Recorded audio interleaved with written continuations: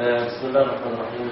احنا هنتكلم النهارده عن فن الخزف الإسلامي. معروف ان الفنون الإسلامية كحضارة، يعني حتى الحضارة الإسلامية كحضارة كاملة حصل فيها نهضة كاملة في كل المجالات، ومن ضمنها فن الخزف الإسلامي. فن الخزف الإسلامي فيه كذا تقنية وكذا طريقة استخدمها الفنان المسلم. كان معروف طبعا ان ايام الخلافه الاسلاميه كان بتستخدم القصاع والاواني الذهبيه في الاكل، يعني كان الملوك والامراء كانوا بيستخدموا الاواني الذهبيه في الاكل والطعام. فجه الفنان المسلم عشان تعرف ان الفن او الديانه او العقيده لما بتكون قويه بتؤثر حتى على الفن. ايه اللي حصل؟ الفنان المسلم حب طبعا الطرف والرفاهيه الزايده، وان الانسان ياكل في القصاع من ذهب في الاسلام حرام. فعلشان الفنان المسلم يعمل اواني تضاهي هذه الاواني الذهبيه، عمل حاجه اسمها فن البريق المعدني.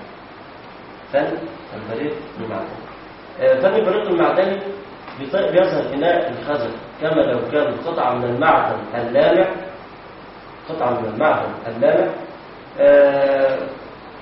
كأنها قطعة من الذهب أو قطعة من الفضة، من الفضة.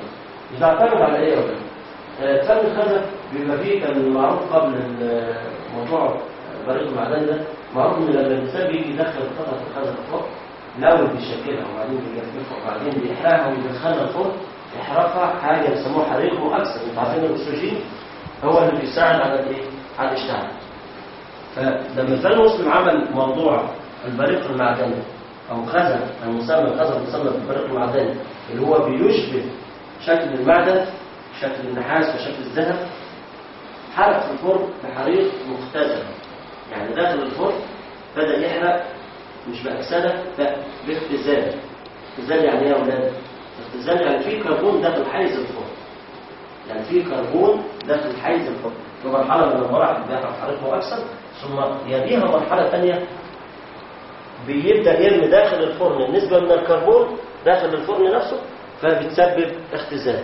وبالاختزال ده بعملية بسيطة جدا، ان الكربون اللي موجود ده بيتحد مع ذرات النحاس اللي موجودة على الطلاء المط به القطعة الخزفية، فبيتحول بدل في الأكسدة النحاس بيعطيني لون أخضر، لا مع الاختزال مع اتحاد الكربون مع النحاس يعطيني لون أحمر معدني كأنه لون معدن.